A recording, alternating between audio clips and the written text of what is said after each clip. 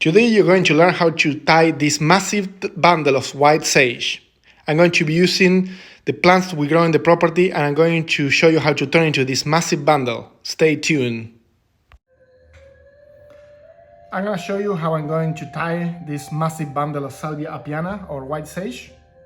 I harvested these from our property.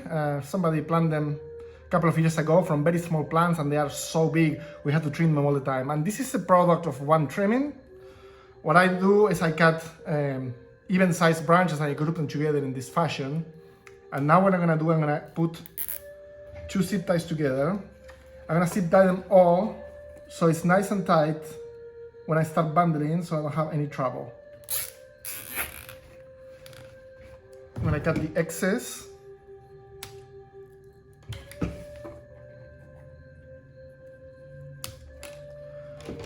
it's the first step. Nice and tight, so it's easy to work with. Now, you can use any string you want. I choose this beautiful hemp cord that is dyed in two different blues. You can use anything. I like to use a more natural material to honor the nature of the plant, but anything will do. And then what you're gonna do, you're gonna tie it as tight as possible. And when you tie it the first time, you will find that even though it's tight, as the plant dries, it's going to lose volume. So I'm gonna do that. Sometimes it's a little bit challenging because it slides, so you have to be a little bit careful at the beginning process. I'm not professional, as you can see. You see, but this nice and tight as I could do it. I go as tight as the string allows you to pull, otherwise it's gonna break, but there you go. And now we are ready to start rolling it, and people do sometimes like this and start rolling around, so I don't want you to roll the string around. Try to roll the plant like this. So with this hand I'm gonna apply some pressure, and you always have to leave that a little bit extra. We're gonna use it to tie the end, you will see. So now what you do, you start rolling the plant, okay? And then you have to go as tight as you can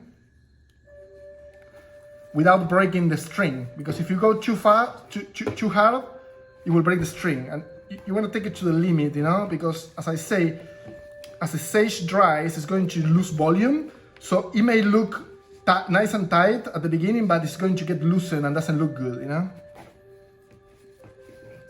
So we go. I just broke one of those strings, so I know more or less how much pressure they take. So I'm trying to go to the maximum without breaking it. So now, basically what you do is just roll the sage, okay? Keep it tight, tight, tight, and we're gonna go all the way around. Look at, this is a massive, I've never seen anyone selling something this big. But we have so much of it now, and it just grows that I like to have fun and roll something bigger.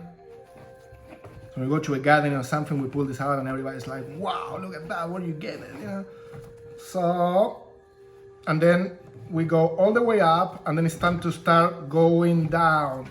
Look at how cute it's looking already, and this is great for decoration. I mean, I love burning sage, so.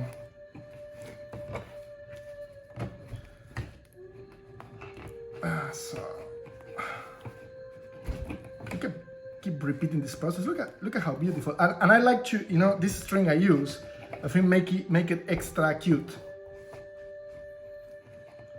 So keep rolling it until we reach down to the bottom.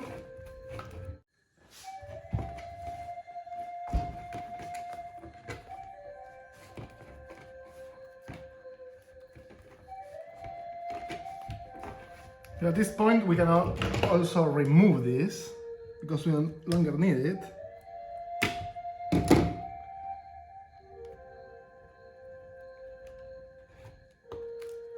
I got a little bit stuck there.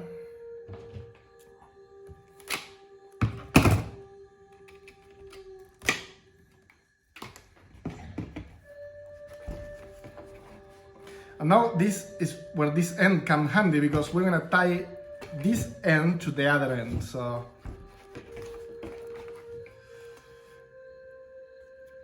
Perfect, so we're gonna do with the remaining string a couple more rounds. And then here, I'm gonna make sure it's nice and tight.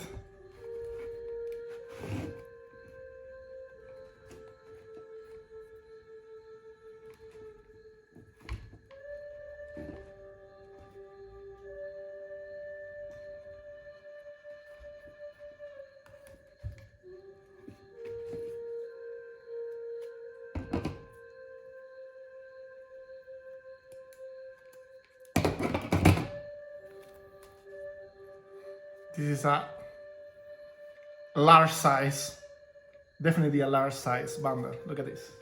This is amazing. And this comes straight from nature for us to use.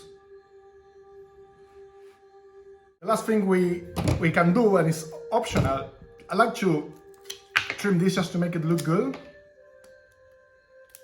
But you can leave it for a more natural look. That's also really good.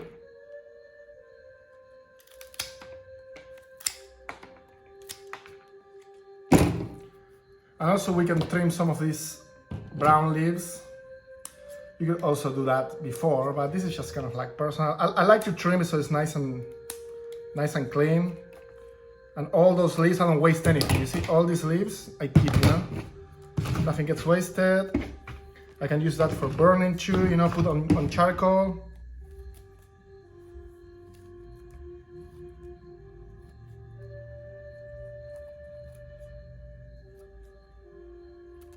Something really good to teach the kids how to do these things. If you live in California, where this grows. You're not supposed to go and harvest it in the wild because people are not careful and they destroy the plants. But if you grow your own, then you can easily buy it in nurseries for relatively cheap. They grow for years and years and years and years, and then you have your own supply of sage that you can actually take care of the plants and water them and have the connection with the plant.